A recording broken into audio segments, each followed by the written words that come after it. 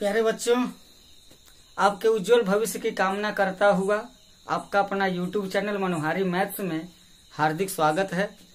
आज हम लोग कक्षा 7 गणित रेखी समीकरण के अंतर्गत अभ्यास 6C से कुछ प्रश्न को देखेंगे।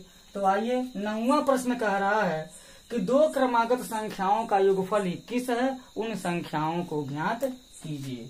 तो सबसे पहले हम हल में लिखेंगे दो क्रमागत संख्या मतलब क्रम से आगत, एक के बाद तुरंत, मतलब ये हो जाता है, लिखते हैं कि माना पहली संख्या x है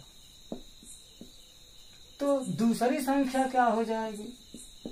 तो दूसरी दो संख्या लेना है ना हमको, तो दूसरी संख्या क्या हो जाए, दूसरी क्रमागत संख्या, क्रमागत लिखना जरूरी है, क्रमागत संख्या क्या हो जाएगी। अब यहाँ देखिए, तीन तरह की संख्याएं हो सकती हैं। क्रमागत संख्याएं हो सकती हैं, क्रमागत सम संख्याएं हो सकती हैं, क्रमागत विषम संख्याएं हो सकती हैं। तो तीनों में से कोई भी पूछ सकता है। तो यहाँ पर क्या पूछा गया है, क्रमागत सम की बात नहीं की गई है, क्रमागत विषम की बात नहीं की गई है, क्रमागत संख्या की बात की गई है। तो क्रमागत संख्याओं में एक का अंतर होता है, जैसे एक के बाद तुरंत दो, दो के बाद तीन, तीन के बाद चार, चार के बाद पांच, पांच के बाद से 6, इस तरीके की संख्याएं हैं। और क्रमागत सम में क्या हो जाता है, दो, दो दो चार, चार दो 6, 6 दो 8, 8 दो 10, दो का अंतर होता है। विषम संख्याओं में भी 1 2 3, 3 2 5, 5 2 7, 7 2 9, इस तरह का अंतर होता है। तो प्यारे बच्चों, एक बात कहना चाहूंगा कि इस तरीके से रेखी समीकरण जब शुरू हुआ था तो उस समय संख्याओं के विषय में विस्तृत चर्चा की गई है। उसमें क्रमागत संख्याओं में कितने का अंतर होता है, विषम संख्याओं में कितने का अंतर होता है और सम संख्याओं में कितने का अंतर होता है, कौन कौन सी संख्याएं लेते हैं, ये सभी जानकारी दी गई है। तो प्लेलिस्ट में जाकर के कक्षा 7 के वीडियो जब आप देखेंगे तो आपको पूरी जानकारी हो जाएगी। तो यहाँ दूसरी क्रमागत संख्या क्या हो जाएगी, पहली अगर x है तो अगली वाली x + 1 हो जाएगी, 1 ही जोड़ेंगे। और सम कहा रहता तो हम क्या करते, 2 जोड़ते, विषम कहता तब भी 2 जोड़ते। अब प्रश्न के अनुसार यहाँ पर क्या है, प्रश्नानुसार बताया गया, पहली संख्या तो हमने निकाल लिया, दूसरी क्रमागत संख्या निकाल लिया। अब कह रहा है कि उनका योगफल 21 है। तो योगफल का मतलब क्या हो जाएगा, x धन x + 1, इसे कोष्ठक में जरूर लिखा जाएगा। x को कोष्ठक में लिखना जरूरी नहीं है, लेकिन x + 1 को कोष्ठक में जरूर लिखेंगे। उससे पता चलेगा ये पहली संख्या है और ये क्रमागत संख्या है, और उनका योग है तो योग प्लस लिख देंगे, बराबर क्या हो जाएगा, 21 हो जाएगा। अगर अंतर की बात करता तो माइनस करते हम, यहाँ प्लस की बात की गई है। अब क्या करेंगे, कोष्ठक हटाएंगे। ये लीनियर इक्वेशन, रेखी समीकरण एक चर में, लीनियर इक्वेशन इन 1 वेरिएबल बन गया है। अब मैं 1 वेरिएबल क्यों कह रहा हूँ, क्या 2 वेरिएबल भी होता है, क्या होता है। कक्षा 8 में आप लीनियर इक्वेशन इन 2 वेरिएबल से पढ़ेंगे, 2 चरों में रेखी समीकरण पढ़ेंगे। तब तक के लिए अभी आप एक चर में ही रेखी समीकरण पढ़िए।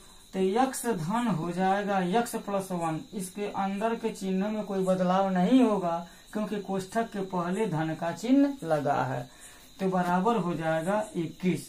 प्यारे बच्चों, इस प्रश्न हल करते समय समीकरण से संबंधित, चिन्हों से संबंधित, गुणा से संबंधित, पक्षांतर से संबंधित, कोष्ठक से संबंधित जो भी प्रकरण आते हैं उनको आप ध्यान से समझ लीजिए ताकि वो आगामी प्रश्नों में वो काम आ सके। तो x + 1 बराबर 21 हो गया। अब x और x जुड़ जाएगा तो 2x हो जाएगा, 2x धन 1 बराबर 21 हो गया। अब 2x बराबर क्या हो जाएगा, 21 धन 1 है, पक्षांतर करेंगे, बताया गया था लेफ्ट से राइट में जब जाता है संख्या तो गुणा का ऋण हो, ये धन का ऋण हो जाता है, ऋण का धन हो जाता है, गुणा का भाग हो जाता है, भाग का गुणा हो जाता है। तो 21 ऋण 1 हो जाएगा। अब 2x बराबर 21 में से 1 घटा देंगे तो 20 हो जाएगा। और x बराबर, ये 2x मतलब 2 गुणे x गुणे में है और गुणा जो है बटे में चला जाता है, तो यह हो जाएगा 20/2। ये आप कह सकते हैं x बराबर 2 दहा में 20, x का मान 10 आ गया। और x हम माने क्या है, x तो हम पहली संख्या माने हैं। एक उत्तर हमको मिल गया कि पहली संख्या क्या हो गई, पहली संख्या बराबर 10 हो गई। अब अगली क्रमागत संख्या क्या हो जाएगी, क्रमागत संख्या 10 की क्रमागत संख्या क्या होगी।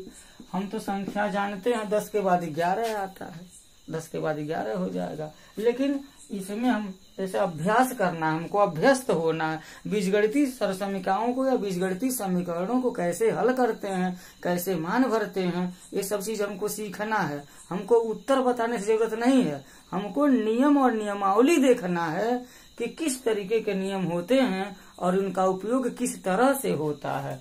तो क्रमागत संख्या हम क्या माने हैं, x+1 माने हैं। अब इसी में x का मान भर देंगे, ये 10 हो जाएगा, धन 1 हो जाएगा, 10 एक क्या हो जाएगा, 11 हो जाएगा। इसका मतलब पहली संख्या 10 हो गई और क्रमागत संख्या उसकी 11 हो गई। अब देखा कि उत्तर सही है कि गलत है, हमको उत्तर माला देखने की जरूरत नहीं। बहुत से बच्चे अभी प्रश्न हल हुआ ही नहीं, लगते हैं उत्तर माला देखने।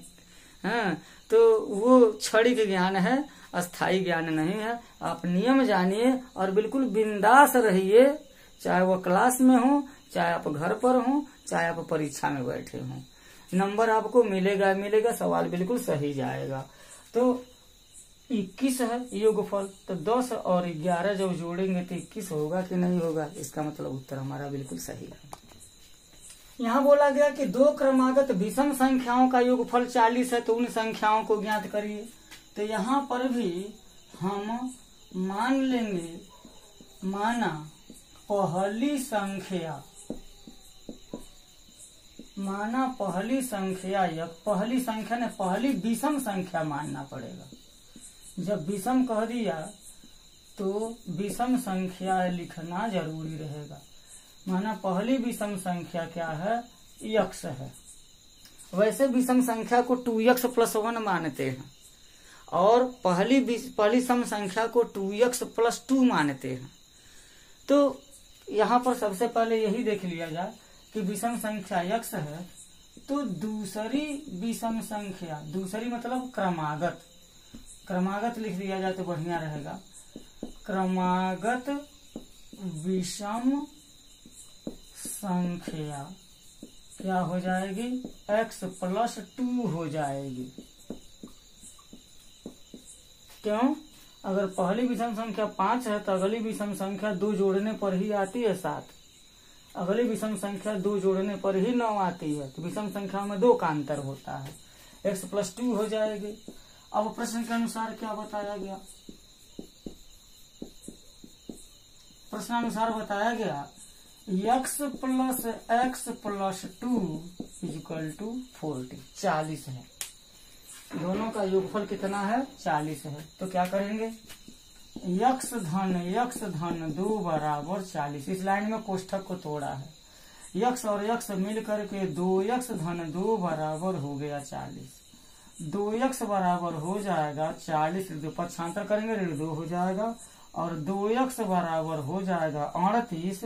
तो x बराबर 38/2 या x बराबर हो जाएगा 19। और 19 को हम क्या माने हैं, 19 को पहली संख्या माने, पहली विषम संख्या माने हैं। तो एक उत्तर हमारा हो गया, पहली विषम संख्या बराबर क्या हो जाएगी, 19 हो जाएगी। तो क्रमागत विषम क्या होगी, क्रमागत विषम संख्या क्या हो जाएगी, वही पैटर्न देखिए। क्रमागत विषम संख्या हमें x+2 माने हैं, इसी में x का मान 19 भर देंगे जो हम ज्ञात किए हैं। अब 19 और 2 मिल करके 21 हो जाएगा।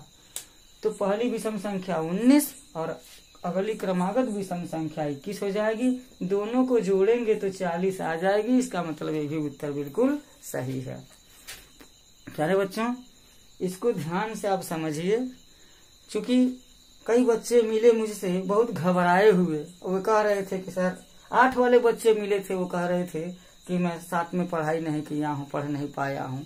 तो मेरा उद्देश्य यही है और विस्तृत इसको बताने का उद्देश्य है। इसको शार्ट में बहुत शार्ट में 2-3 लाइन में भी हल किया जा सकता है, लेकिन इसको पूरी तरीके से हल कर दिया जा रहा है ताकि आपको नियम की जानकारी हो जाए, ताकि आप 8 में पढ़ रहे हैं तब भी आप इसको देख सकते हैं, 8 में भी काम आएगा। और जब 8 में जब एक चर में रेखी समीकरण पढ़ लेंगे तो 2 चर में भी रेखी समीकरण आप पढ़ने के लिए योग्य हो जाएंगे। जब कक्षा 8 में ढंग से समझने आया जाएगा तो आपको हाई स्कूल सेक्शन में 9th में 10th में कोई परेशानी नहीं होगी। तो प्यारे बच्चों, अगर आपको समझ में आ रहा है तो इस वीडियो को लाइक कीजिए, शेयर कीजिए, कमेंट कीजिए और इस चैनल पर अगर पहली बार देख रहे हैं तो इसको सब्सक्राइब जरूर कीजिएगा। 12वां प्रश्न है और इस प्रश्नावली का लास्ट प्रश्न। कहा कि एक भिन्न का हर 7 है। भिन्न फ्रैक्शन, जब फ्रैक्शन होता है तो कैसे होता है? या P बटे Q के रूप में होता है या अंश बटे हर के रूप में समझ सकते हैं, ये न्यूमरेटर बटे डिनोमिनेटर हो सकता है।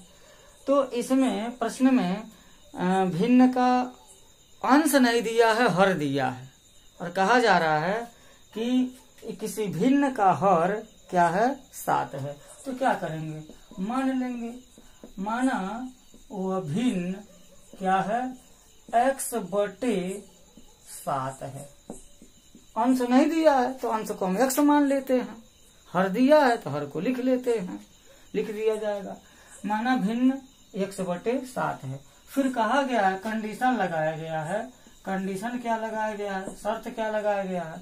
शर्त लगाया गया है कि अगर भिन्न के अंश और हर दोनों में 3 जोड़ दें, अंश में भी 3 जोड़ दें और हर में भी 3 जोड़ दें।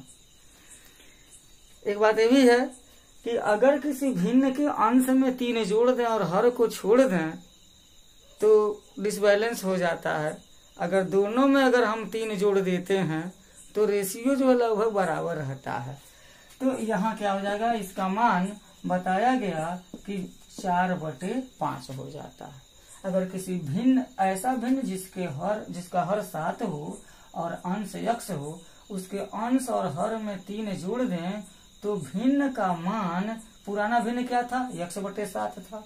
जब अंश और हर में 3 जोड़ दिया गया तो नया भिन्न 4/5 बन गया। यही प्रश्न है। अब क्या करेंगे? x में 3 जोड़ेंगे तो वह जुटेगा ही नहीं, x3 हो जाएगा। 7 में 3 जोड़ेंगे तो सीधे 10 हो जाएगा और बराबर हो जाएगा 4/5। और जब आप रेखी समीकरण हल कर रहे थे तो उसमें एक शब्द आया होगा वज्र गुणन या क्रॉस मल्टीप्लिकेशन।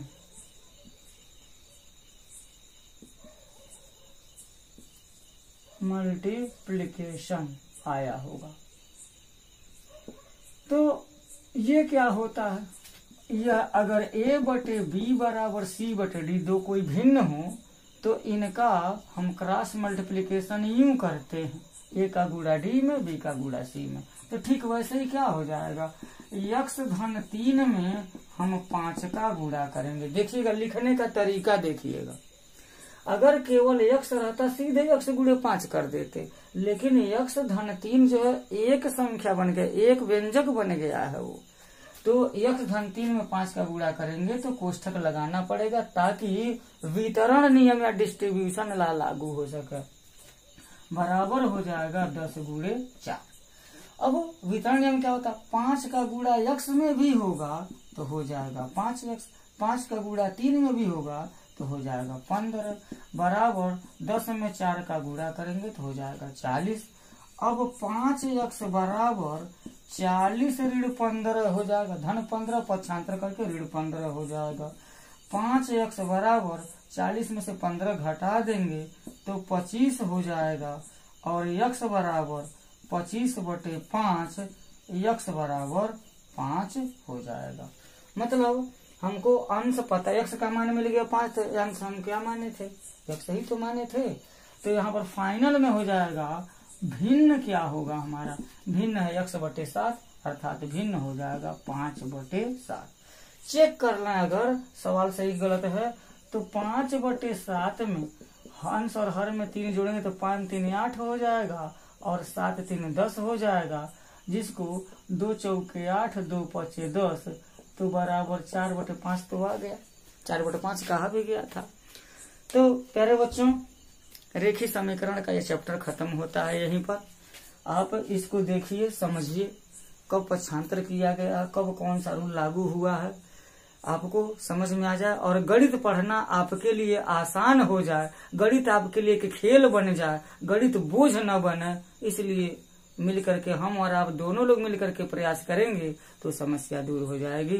वीडियो को आप ध्यान से देखें, इसके लिए बहुत बहुत धन्यवाद। मिलेंगे नेक्स्ट वीडियो में।